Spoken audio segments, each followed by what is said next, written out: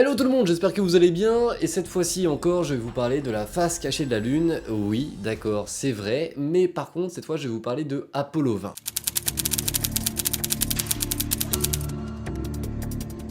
Alors pour beaucoup, ce nom de mission doit paraître super bizarre, mais vous inquiétez pas, je vous explique en fin de vidéo pourquoi est-ce qu'il paraît bizarre à certains d'entre vous.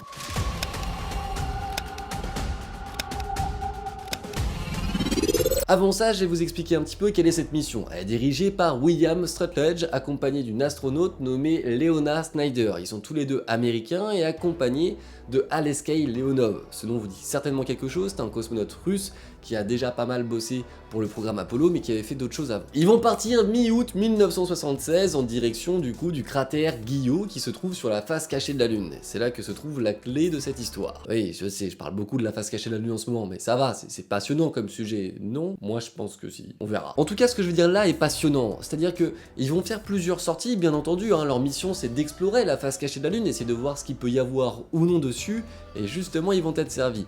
Alexei et du coup ses collègues vont pouvoir observer ce qui se trouve sur sa surface et vont tomber nez à nez avec des vestiges d'une civilisation alien, et en plus de ça ils vont pouvoir trouver des artefacts. Et dans ce que j'appelle les artefacts, il y aura notamment la plus grosse découverte de l'équipe de Alexei, c'est-à-dire des momies d'aliens finalement, le corps d'une femme entière et la tête d'une autre. Les deux sont clairement dans un sale état, on va pas se mentir, et l'une notamment a une sorte de petit système avec des sortes de mini tuyaux, soit pour lui conserver les yeux, donc qui pourrait être en lien avec une sorte de rite mortuaire pour conserver le corps après la mort, hein, tout simplement du corps, vu qu'elle a la tête découpée, c'est assez clair. Et d'autres pensent que ce serait réellement des tuyaux comme un système de respiration. Voilà, potentiellement, on sait pas trop en fait. Celle qui a le corps en entière est clairement mieux conservée que l'autre, et surtout elle n'a pas de petits bâtons ou de petits tuyaux pour lui maintenir les yeux ouverts ou tout autre système. Néanmoins, elles ont un énorme point commun. Elles ont toutes les deux une sorte de troisième œil sur le front. Et ce troisième œil, on peut notamment le retrouver dans plusieurs cultures,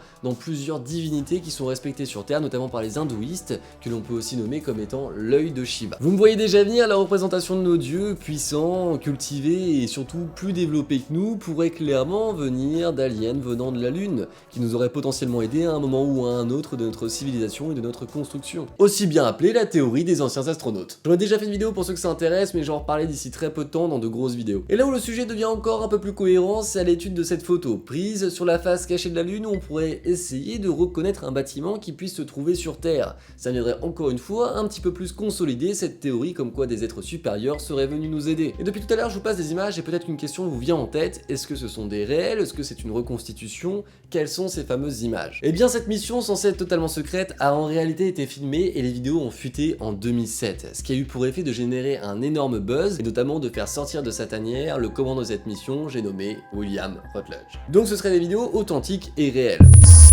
Maintenant on va discuter un petit peu de tout ça parce que ça commence à faire beaucoup de choses et surtout ça commence à devenir un petit peu n'importe quoi. Bon, quoique on a déjà vu pire. Cette fameuse photo que je vous ai montrée de la face cachée de la Lune, montrant potentiellement un temple que l'on puisse tout autant trouver sur Terre, nous a été trouvée par un ufologue. Mais la NASA, elle, authentifie et certifie une photo du même endroit, mais une photo bien différente. Et je vous l'affiche en ce moment même à l'écran. La différence entre la photo de la NASA et celle de l'ufologue, c'est qu'il n'y a pas de temple. Jusque là, vous avez été assez perspicace pour le voir par vous-même. Maintenant, à vous de voir si vous préférez croire à un complot du gouvernement américain et donc de la NASA qui a authentifié une autre photo que celle de l'ufologue, ou si vous préférez penser que l'ufologue a essayé de faire sortir son nom de l'ombre en le faisant passer vers la lumière via une photo un petit peu retouchée potentiellement. C'est un choix à faire en votre âme et conscience, hein, clairement, je vous aiderai pas là-dessus. Ok, je vais peut-être un petit peu vous aider. Finalement, ma vidéo de la semaine dernière parle un petit peu de ce sujet-là, en fait même totalement. Elle parle de photos prises sur la face cachée de la Lune qui pourraient potentiellement nous montrer des structures aliens. N'hésitez pas à aller la voir si vous voulez pouvoir un petit peu mieux répondre à cette question par vous-même. Concernant cette fameuse mission, j'ai dit au début de la vidéo que certains bloquaient sur le mot certainement Apollo numéro 20. Mais alors, pourquoi est-ce que j'ai dit ça? Eh bien parce que la dernière mission Apollo a posé le pied sur la Lune, c'est Apollo 17 en 1972. En 1970, Apollo 20 était bien entendu programmé et prévu au programme. Néanmoins, restriction budgétaire oblige, elle a été complètement annulée. Alors vous allez me dire, oui, mais ça prouve rien, ils l'ont potentiellement faite mais en secret, etc.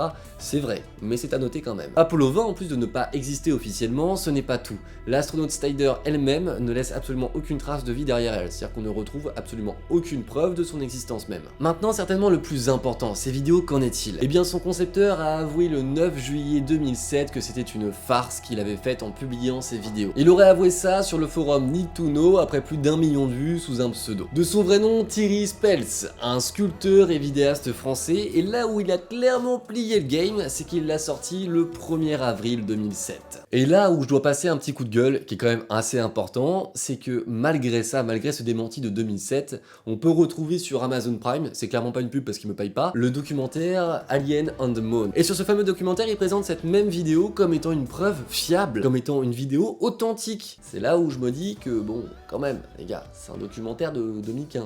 Hein.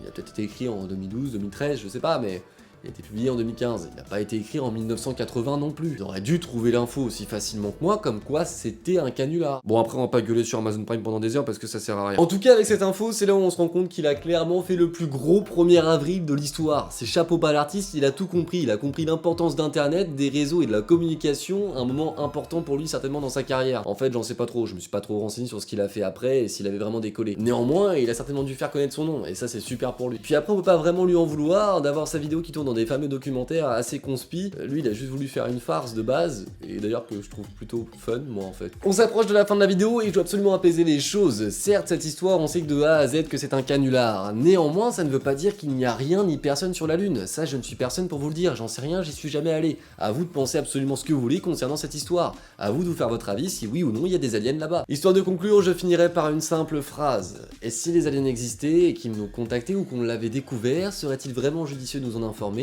ou plutôt de tenter de nous le cacher? C'est tout pour moi, je vous remercie d'avoir regardé cette vidéo, je vous dis à très bientôt pour de prochaines vidéos, ciao tout le monde, bye.